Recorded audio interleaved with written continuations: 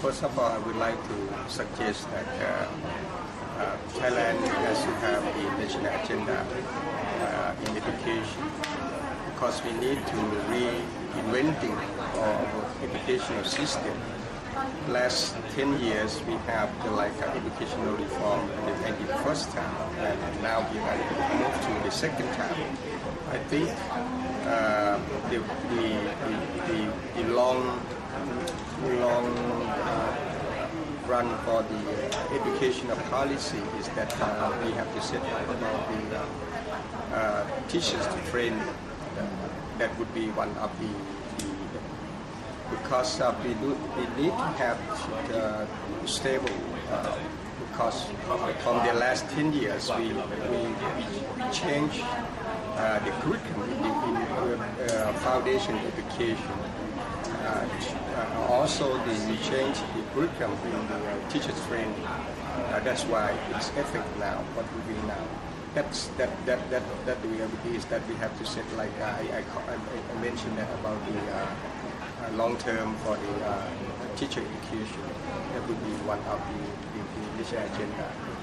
The second one we have urgent policy that would be how to improve the quality of education now, the student who complete their high school, the junior high school.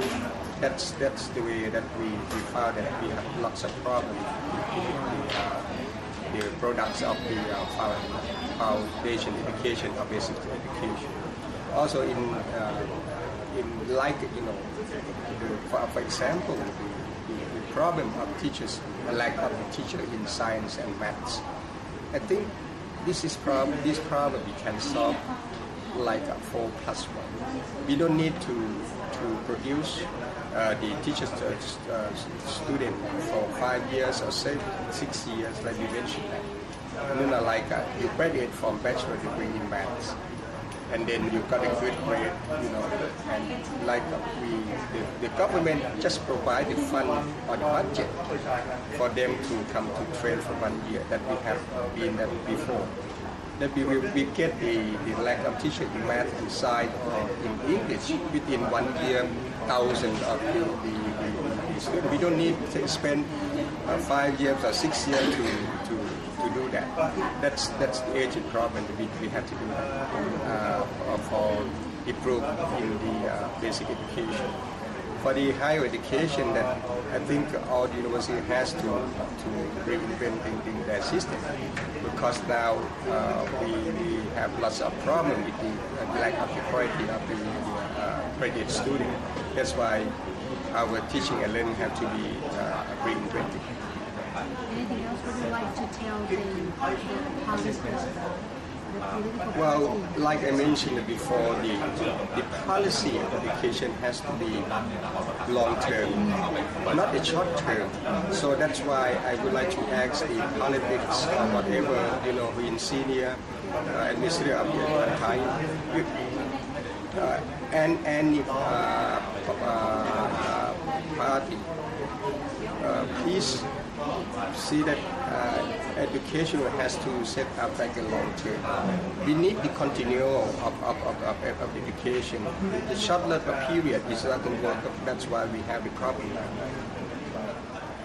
Well, start with the fact findings. Make sure that we agree among all parties concerned that where are we now? I mean, at what level that our education system stand by using the benchmark or testing from various, for example, from PISA, which is more or less very well accepted among the OECD countries, or even our own ONET or whatever it may be. Because if we don't agree where we're standing, then we try to use the measurement or what we call the intervention factors in the wrong way, right? For example, if we stay in the poor stage, to move from poor to fair stage, it requires certain measurements. But to move from fair to good stage, it requires a different measurement. At the moment, according to PISA, Thailand standing at the poor level. This PISA using the test of the children at age 15 3 subjects: reading, mathematics, and science, regardless of curriculum, regardless of the culture of any countries. So the PISA itself is free of those kind of interference. It just measures the ability of the children at the age of 15 to be able to survive in this 21st century in the area of reading, mathematics, and science. This test has been accepted worldwide. If we're using this test, our result is now indicated we stay in the poor stage and declining from the year 2000. From the average 433, it's now come down to 421.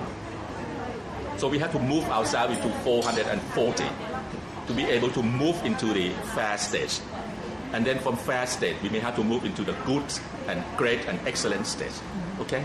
So this is the facts that all the parties have to get the information right first and agree among themselves.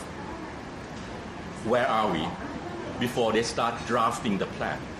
Because to change the education from one level to the others, it takes time. At least 3 years, 6 years, it might take 10 years or 15 or even more than that, right? Because we have the research that conducted in many countries in the world. The level of education can be moved up and down. For example, the US used to be the highest, but now they dropped significantly. Countries like South Korea, Taiwan, Hong Kong, Singapore is now moving up. See? So it's a matter of management. So the next step, once we know where we are, then we start drafting the policy or the mechanism to move it. Okay? So in my view, I think the political parties should sit down and try to concentrate on the decision that where we are before start drafting anything. Yeah. In short term, what should they do urgently to improve the education? Okay. To improve the education, it takes a long time, right? But from day to day, we have to run the things parallel. From day to day, my suggestion is this. The education management is similar to any kind of management. There are 3 components: input, process, and output. At the moment, everyone more or less concentrates on the input, such as, number of school, number of teachers, morale of the teacher, and computer, and all kind of things. Yes, these are needed, important, but you need the second one, and that is the process, to make sure that those factors or the input has been used effectively. For example, if you have a very good teacher who has a very good knowledge, good attitude to teach, but if at that time the student is not ready, no knowledge enough, still hungry, and at that moment there is no equipment, no curriculum that proper, so the teacher cannot do anything. So you need the management to make sure that these 3 factors ready at the same time: the teacher, the student, and the environment, meaning all kind of curriculum and so on and so forth. So this is the urgent things that each political party should spell out what they're going to do. In Thailand, we have a special case. We have too many what's called small school. Small mean this with the student less than 300. If you have a small school, at the moment there are about 20,000 plus small schools spreading around all the countries. We may have to manage and make sure that how can we make the student, the teacher, and those schools more effectively. It doesn't mean that we have to close the school. It's just to make the management to prove that you have 3 things at the same time. When I talk about the small school, I don't mean the school on the hill, school on the island or in the far away. That have to be a small school because it's geographically difficult. That have to be treated in a special case. but those have about 400 or 500 schools only. I'm now talking about 20,000 schools only accessible because the town has been expanding. Now we have all the roads that link every village together. So to transfer the children from one school to the other is appropriate. And this system has been used worldwide. School bus, for example.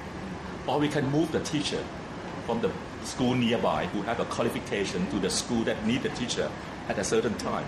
So this is a matter of management, which should be assigned at the location. Because different locations have different problems. That's why if I were to suggest something, that the basic education should be given to the locality, should be given to the district school, because they are close to the reality, to the problems. So with that cooperation with the headmaster, with the teacher in the school, they can manage, right? I'll give you a real example. There are 3 schools in the nearby, and all 3 schools have all 3 levels: kindergarten, elementary, and secondary. And all 3 schools have a problem of having enough students and having enough teachers to teach. With management, we move all the kindergarten students to one school. We move all the elementary students into one school. And we move all the students of the secondary school to one school. So the 3 schools still there. But with this kind of management, the teacher can teach because we just sort of make the arrangement. So the school that have all the children at the elementary can have enough teacher, for example. This have to be managed, not just close the school. Okay? And anything else would you like to tell the political parties? Well, I think, as a private sector, I think rather than telling them, I request, because to be competitive, to be able to compete in the ASEAN, AEC, or to compete to the world in the globalization, we need the talent. We need good human resource. We just don't need students with papers, with degree, and so on and so forth. And to be honest, we are now looking for competencies. There are 3 competencies that we are looking for: smart, hard work, get things done. If you can prepare those kind of students, we are more than willing to have it. And I'm sure that with these 3 qualifications, 3 competencies, we can compete with any country in the world. Okay?